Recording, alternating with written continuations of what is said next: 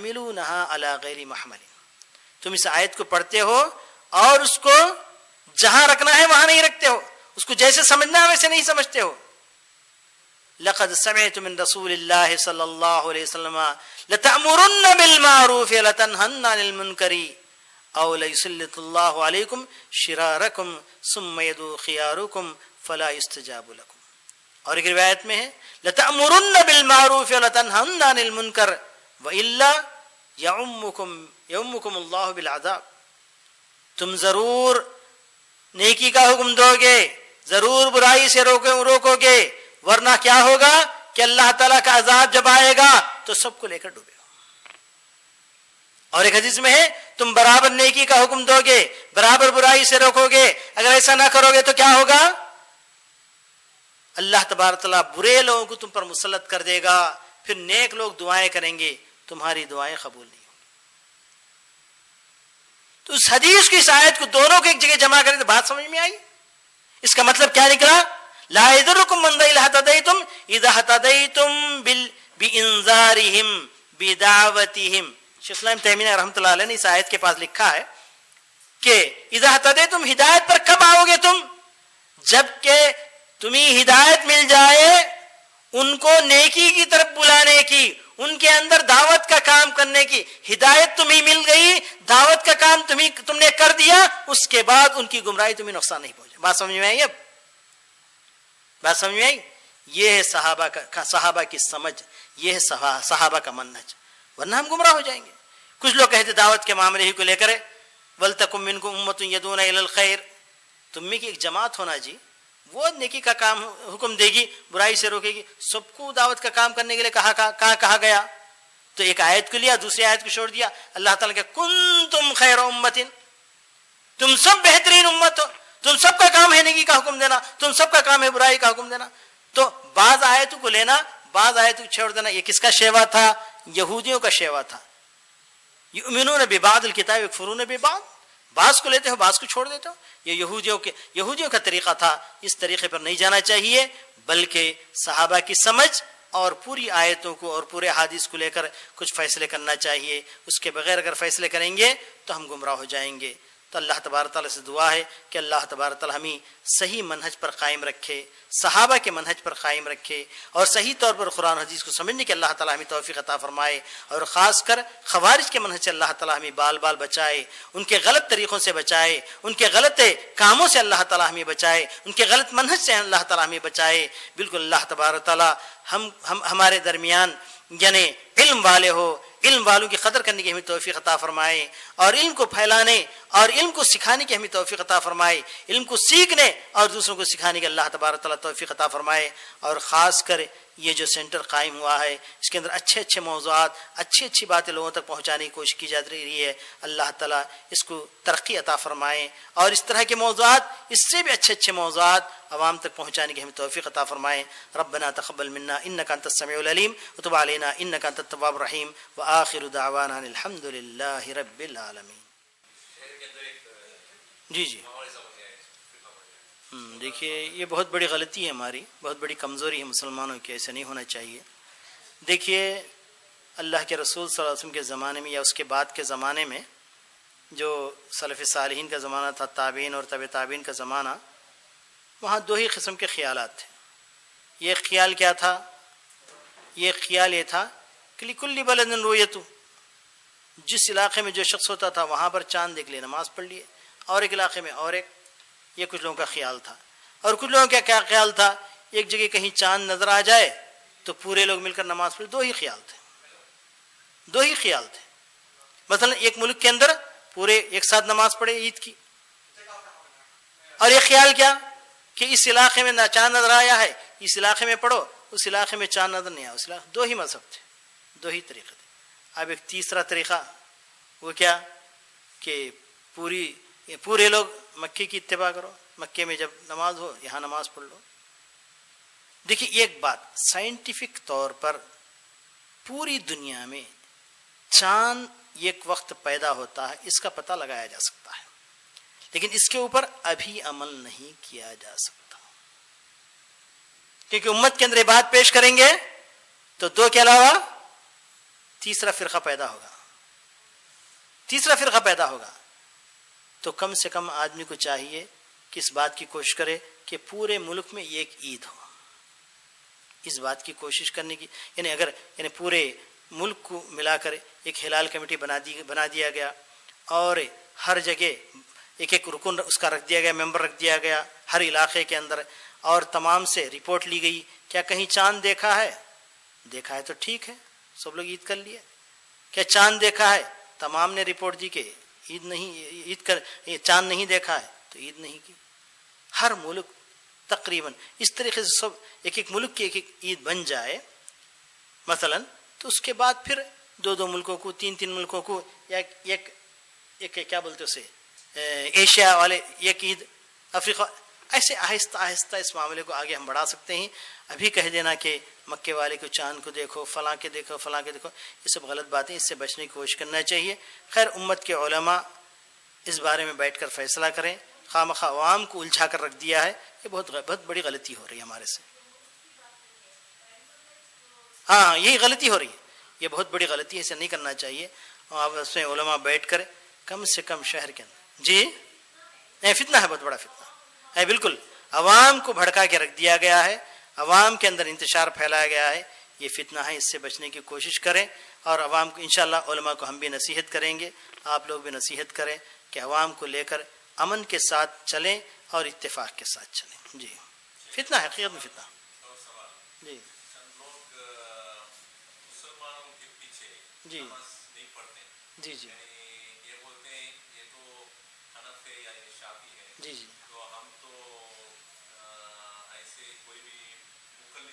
جی جی جی جی نہیں یہ معیار نہیں ہے. معیار کیا ہے؟ نبی کریم صلی اللہ علیہ وسلم نے کہا تھا کہ ایسے ائمہ, ایسے خلفاء, ایسے حکام آپ کے پاس آئیں گے جو وقت کو ٹال کے نماز پڑھیں گے. تو صحابہ نے پوچھا یا رسول اللہ ان کے پیچھے نماز پڑھے یا نہ پڑھے؟ تو نبی صلی اللہ علیہ وسلم نے کہا کہ ان کے پیچھے نماز پڑھو. مالم تر منہم کفرن بواہن, جب تک ان سے واضح کفر نہ دیکھو. یہاں پر حنفی, شافی, فلاں فلاں فلاں کا سوال نہیں ہے, وہ مسلمان ہے تو اس کے پیچھے نماز پڑھو اس وقت جب تک کہ اس سے آپ اپنے آنکھوں سے ڈائریکٹ شرک کرتے ہوئے نہ دیکھو. جس دن شرک کرتے ہوئے دیکھا مع السلامہ, اس کے بعد نماز نہیں پڑھو. یہاں پر کفر اور شرک یہ ہے کسی کے پیچھے نماز پڑھنے سے منع کرنے والی چیز, ورنہ مسلمان اس کا حالت مجہول ہے تو اس کے پیچھے نماز پڑھتے ہوئے جائیے. اگر وقت ٹال کر پڑھ رہا ہے آپ کے محلے میں پڑھیے, پھر اس کے بعد وقت پر بھی نماز پڑھ لیجیے. یہاں تک نبی صلی اللہ علیہ وسلم نے کا فرمان ہے. تو ہم کو اس بارے میں یعنی بہت محتاط ہونا چاہیے. خواہ فلاں کے پیچھے نماز نہیں ہوتی, فلاں کے پیچھے نماز نہیں ہوتی, یہ نہیں کہنا چاہیے جیسا کہ ابن حزم نے کہا کہ گمراہ فرقوں کی علامت ہے, ایسے نہیں کہنا. ہاں یہ کہیے کہ مشرک کے پیچھے نماز نہیں ہوگی, کافر کے پیچھے نماز نہیں ہوگی. ہاں کسی سے آپ نے شرک دیکھا ہے, کفر دیکھا, اس کے پیچھے نماز نہ پڑھے. جی یہ فیصلہ. جی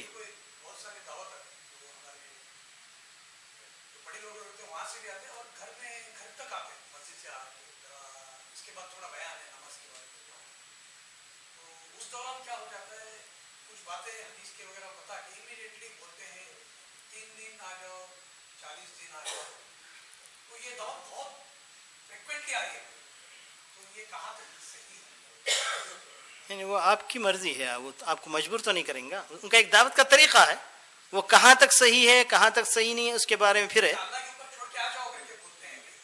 نہیں ایسے نہیں کہنا چاہیے, اور آپ کو مجبور بھی نہیں کر رہے نا وہ لوگ, آپ کو اختیار ہے, چاہے تو جاؤ چاہے تو چھوڑ دو.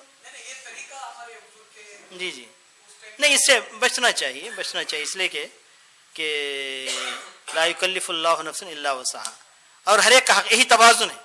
توازن یہ ہے کہ ماں باپ کا بھی حق ہے, بچوں کا حق ہے, خاندان کا حق ہے, اپنے معاش کا کے لیے وقت نکالنا ہے, دعوت کے لیے وقت نکالنا ہے, عبادت بھی کرنا ہے. یہ تمام حقوق جب تک ادا نہیں کریں گے آپ صحیح مسلم نہیں کہلائیں گے.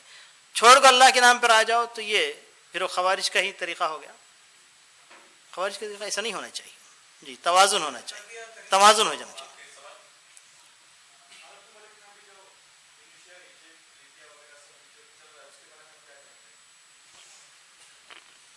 تو اس کے لیے وقت بھی چاہیے. تو بہرحال جو کچھ ہو رہا ہے ایک لحاظ سے دیکھا جائے تو مسلمانوں کے اوپر ظلم ہو رہا ہے، اور دوسرے لحاظ سے بعض جگہ دیکھا جائے تو ایک دم برے حکمراں جو حقیقت میں مسلمانوں پر ظلم کر رہے تھے، بعض جگہ وہاں ہٹایا بھی گیا ہے، اور نہیں معلوم کہ آخر اس کا نتیجہ کیا ہے، اللہ ہی جانتا ہے، واللہ عالم.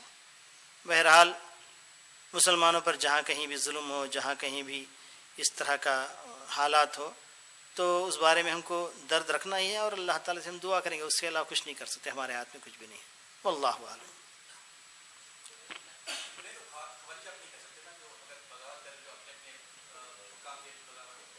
تو ہمارا اور آپ کی بعد میں گفتگو ہے نا، چلیے ہمارے ساتھ چلیں آپ. نہیں ہمارے ساتھ.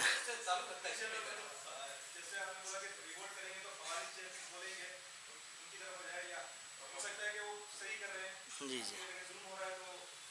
ظلم ہو رہا ہے تو اس کا ایک طریقہ ہے، طریقے سے اس کو اندر انقلاب لا سکتے ہیں. آج کل ووٹنگ کا زمانہ ہے، یعنی یہ بھی امن ختم نہ ہو اور معصوموں کی جان کے اوپر حملے نہ ہو، خواہ مخواہ کا مال کی ضیاع نہ ہو، اور یعنی امن کے اندر خلل نہ ہو. اس طریقے سے اگر ایک آدمی کوشش کرتا ہے تو قابل تعریف ہے. امن کو یعنی بے امنی میں بدل کر خوف و ہراس کا عالم پیدا کر کے معصوموں کی جان نکال کے اگر کوئی انقلاب لانا چاہتا ہے تو یہ بالکل اسلام کے اندر جائز نہیں ہے.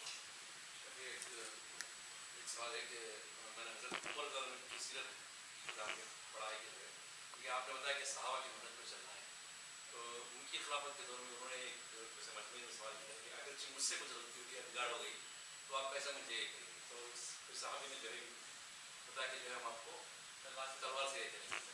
اب جو آپ بار بار بتائیں کہ ہم صحابہ کی مدد پر چلنا چاہیے، جبکہ پوری دنیا میں جو ہے اس طرح کی جو بات تاخیر میں ہے یا کچھ حکمران جو ہے ہٹ کر جو کام کر رہے ہیں. جی ہاں، تو دیکھیے حکمراں کا کام ہے نا صحابہ کے منہج کو دیکھیں، حضرت عمر کے طریقوں کو دیکھ کر ان کو چلنا چاہیے. نہیں چلے تو ان کی غلطی، وہ پوچھے جائیں گے. نہیں سنیں، اگر وہ نہیں کر رہا ہے ایک حکمراں، جیسے عمر نے کہا ویسے کہہ کر عوام سے یعنی اپنی اصلاح نہیں چاہ رہا ہے، تو اس کی غلطی وہ پوچھا جائے گا، آپ نہیں پوچھے جائیں گے نا.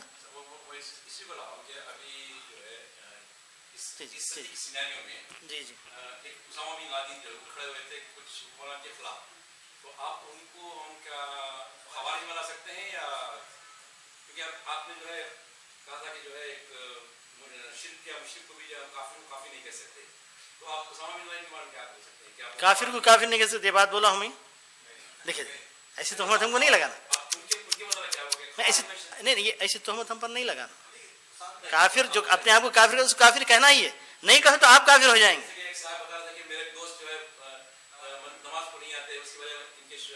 جی